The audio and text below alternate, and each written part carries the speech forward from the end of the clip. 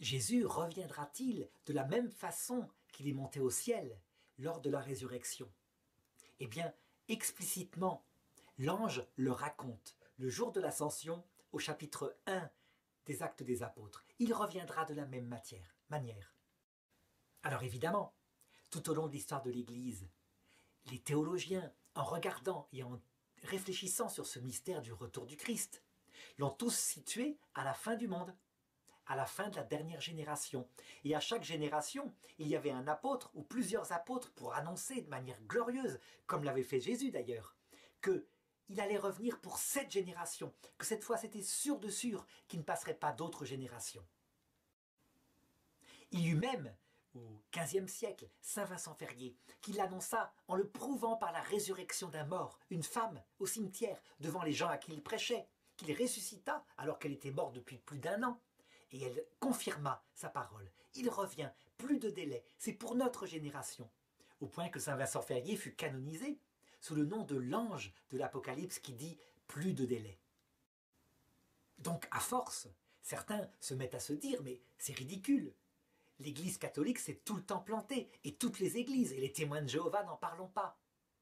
En réalité, Jésus lui-même a annoncé son retour dans la gloire pour sa génération. Il le dit textuellement, cette génération ne passera pas que tout ne soit accompli. Est-ce à dire que tout le monde s'est trompé? Bien sûr que non. C'est tout simplement parce qu'il faut regarder ces textes avec le regard de Jésus, qui lui est dans l'éternité. Et pour lui, notre mort individuelle, qui se passe goutte à goutte, ça veut dire que par exemple, une génération comme la nôtre sur Terre, qui a 7 milliards d'habitants, eh bien, on peut calculer en moyenne le nombre de morts qu'il y aura chaque seconde pour qu'au bout de 100 ans, 110 ans, tout le monde, sans exception, soit passé dans l'autre monde et donc ait vu, à l'heure de la mort, le Christ revenir dans sa gloire. Ça veut dire que le premier sens, c'est qu'il revient dans sa gloire à l'heure de la fin de notre vie. Ce qui signifie, au bout de 100 ans, que toute une génération l'a vu. Une génération qui rigolait en disant « mais ça n'a pas eu lieu ». Mais oui, ça n'a pas eu lieu devant les médias, mais ça a eu lieu réellement.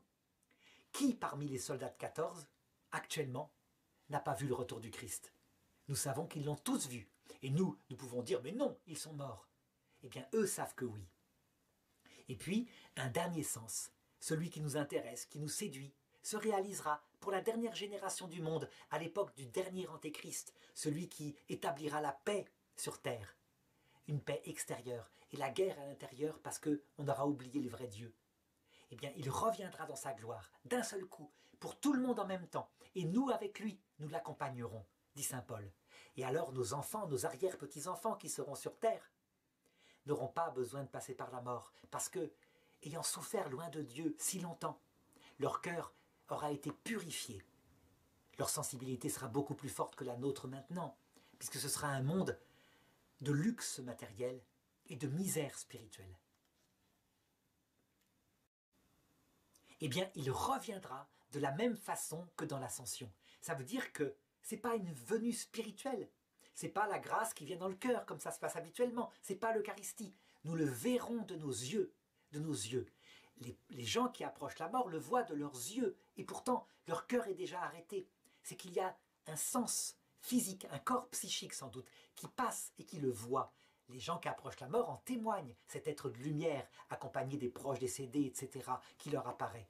C'est manifestement le Christ, puisque les propriétés sont celles du Christ, l'amour et la vérité unis. Et bien de la même façon, la dernière génération le verra revenir réellement, sur terre, dans la lumière. Et en voyant son corps, ils verront son âme, comme les disciples le jour de l'ascension.